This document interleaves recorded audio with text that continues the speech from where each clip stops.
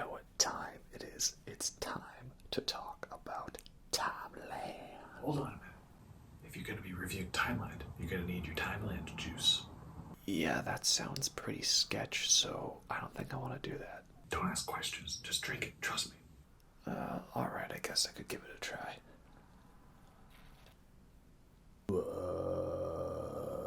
Timeland.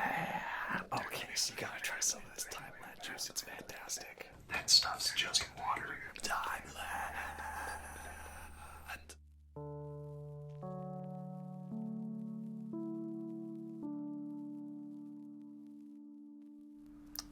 Hello everyone, and welcome to the ASMR review show. For this video, it is finally time to talk about the much anticipated and very frequently delayed King Gizzard and the Lizard Wizard final release, made in Timeland. So, Timeland was a rumored album that the band had shelved for a while due to Stu McKenzie not being the biggest fan of how it turned out. So we weren't sure whether we were going to get it ever. And then it seemed like they were teasing it might be the next album. And then it looked like it was really going to happen. And they were going to do this big New Year's Eve festival to kick off the release of the album. And yeah, it seemed like a huge fun thing. And they had a funny teaser video where I think was it Cavs and Joey get real drunk off of some Timeland juice with Ambi. But of course, as Hantaimi reminds them, that stuff's just water. So for this video, I just wanted a beer that looked like it came in a wine bottle. And thus we have this Wild Wit from Fieldhouse and 3 Acres collab. And it's it's a wit beer. And it's got lots of fruits of lemon and spice. And it's very nice and tasty and refreshing, as a good wit beer should be. So no, this stuff is not actually just water. But yeah. So they had this big old release planned for the album. And then I think one person behind the scenes tested positive for that one little disease of that, pandemic that we're kind of in. So that was the end of that festival. And then they were wondering, well, are they just gonna drop the album? What's gonna happen with the show? But in March 2022, the concert happened. The show was on. The Curse of Timeland was finally released. And with the curse lifted, thus the album was made available. Though Timeland is a bit of an odd album because it's only 2 songs and 15 minutes each, and it's all mostly instrumental electronic stuff, incredibly out of genre for King Gizzard. But then again, being out of genre for King Gizzard is not necessarily out of genre for them, you know what I'm saying, right? So it's a very short album, but it does count because they consider that to be their 19th release. But it's also not available on streaming. It is vinyl only. I mean, there have been some kind souls who have taken it from the vinyl and put it online, so if you do really want to hear it, you have that option. But I like preserving this as a special vinyl only thing because they didn't play this album live at the Timeland show. It was the intro and intermission music, 15 minutes each. It's funny because we all thought Timeland was going to be Polygon Dwanaland 2, and it turns out it was actually quarters to halves.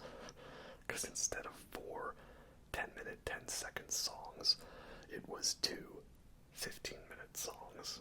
So quarters to halves. I thought it was pretty clever.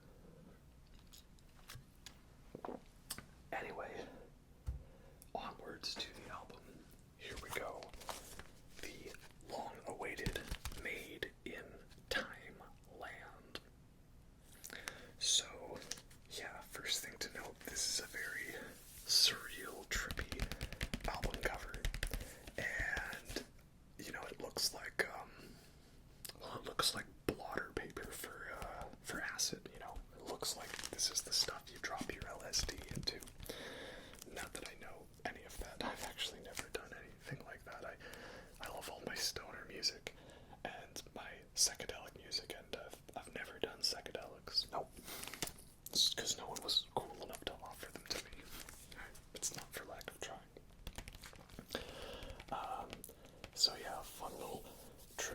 album art made in Timeland, but I'm probably just gonna call it Timeland overall, even though that's the first track, not the album. And there's a 1 out of 2020, and I don't know if that's referring to like the first day of 2020, or perhaps this is like a limited copy that I got, like 1 of 2000, but perhaps that was the final version that they were handing out at the show. I remember them originally, there was the controversy, like this was going to be only on vinyls, handed out to people who went to the Timeland show, but they made it available on Gizzard and stuff like that. And on the back, a lovely photo of the band. And because this was recorded way back in like 2017 or something, Eric is actually still into the band before he lost his band member privileges. But I'm gonna go over the credits again, and I don't know if he actually does anything on the album. Like, it was kind of like on the others where he was production, you know, not actually drumming or such. And the version I have is the Martian Ocean edition, because it looks pretty cool. It's funny enough, when I ordered this, it took a very long time for them to verify it at the border before it came into Canada. I'm wondering if that's because they had to look and be like, okay, this person's not actually ordering something to do with illicit substances. And no, of course not. I'm a good kid, you know. We're responsible people. So first of all, we got this clock diagram, some flowers in the middle, you know, very trippy and circular, you know. This sort of hypnosis video, we'd say, watch the spiral, let the spiral take you away. And then we've got all the credits and stuff on here. So, again, 2 tracks, Timeland and Smoke and Mirrors.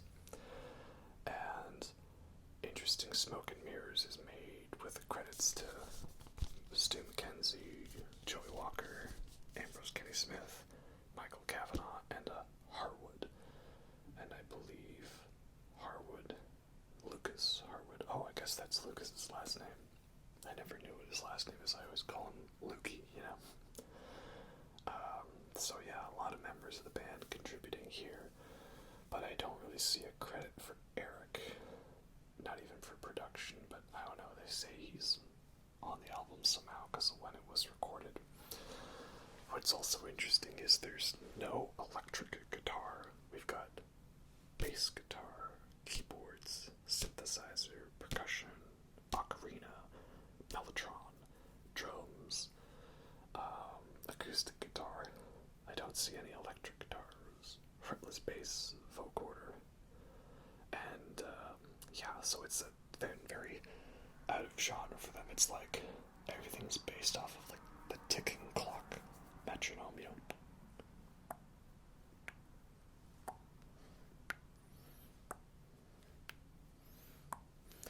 But then there's different beats and rhythms that go along with it, and I think it's really cool how they like take the ticking clock sound, and yes, that creates your 4/4 meter, but they'll also do it with like 3/4 to it, or like a 6/8 bits, because like, you know, if the beat's going, then, you know, normally be like, it would be like,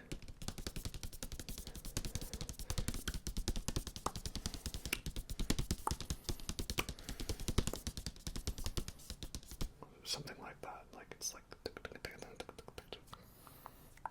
like it adds this like cool polyrhythm to it, because again, ever since they did Polygon to Wonderland, they were taking influence from those polyrhythmics that they did on that album. So yeah, 2 tracks, again, mostly instrumental, with only a little bit there, like in the first song, I think it's just Ambrose going, Timeland. But we actually get a few little verses and rhythmic bits in Smoke and Mirrors. And the vocals are credited to Shrimp-o-manic, it's his, hip hop persona, right? He was Shrimp-o-maniac on this, and the newest album at the time of filming this, Omnium Gatherium, is he gets to be the Shrimp Reaper and gets to do even more sick drip fills, So, yeah, it is all more electronic and world atmosphere experiment stuff. And then right in the last minute it turns into a Wu-Tang Clan song. And yeah, it's great. Smoke and mirrors, another dumb motherfucker trying to live a dream. Yeah, smoke and mirrors. You wouldn't think it would work, but it does. So, all those jokes about when's King Gizzard gonna release the trip-hop album, or the trap album, well, in a way they kind of did it with Made in Timeland. And here's the final for you. Again, this is the Martian Ocean edition, and it's like a cool little eye type thing. And this album's a 45, because it's a smaller one, so they play it faster for higher quality, I think. I don't know how that all works. But yeah, it's very pretty. And it's also fun to listen to the album at 33 RPM. Because then it's faster. Or no, then it's slower. Normally it's at 45. And it's been slower for the 33. So yeah, it's a fun thing you can do with the album. So yeah, there's not too much to say about Timeland. It is what it is. It's a fun little experiment of sorts, and maybe, it doesn't work too crazy as like a groundbreaking masterpiece. You need to know what the history and everything is behind it to comprehend what it is, otherwise you might be underwhelmed. And I certainly wouldn't expect someone who never got into Gizz to start with this album, it'd be an odd choice. But I do enjoy it for being a fun little piece. Great to sit down and listen to with your headphones, or just when you're hanging around. And the final exclusivity of it also kind of helps make it this special little fun event. Again, they do count it as a studio album, but for me, I guess this is kind of like Eyes Like the Sky, where yes, it counts, but it's really actually an EP of sorts rather than an LP. But don't let that distract you from the quality of this. It's very well made for being a fun experiment, and it's interesting to see if they're gonna incorporate elements of this any more into the rest of their work. And also, I'm just glad they finally got to do the Timeland show and put this album out, because I didn't intend it to be this way, but all of the original King Gizz reviews were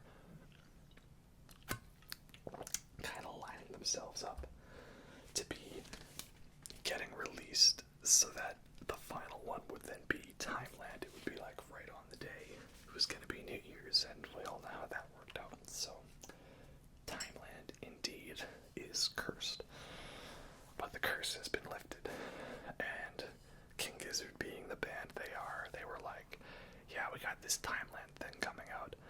1 week later, by the way, we've already got another album coming out, Omnium Gatherium. So yeah, of course, by the time I finish the King Gizz reviews, they've already got another one on the way. And now there's a delay with those records, and they won't ship till like September or something, so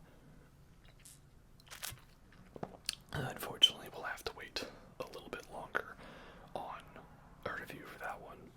And who knows, they might have something else by the time we get to it, so yeah. Anyway, this review is probably going to be on the shorter side, but who knows, it might end up actually being longer than either of the tracks on the album, because they're pretty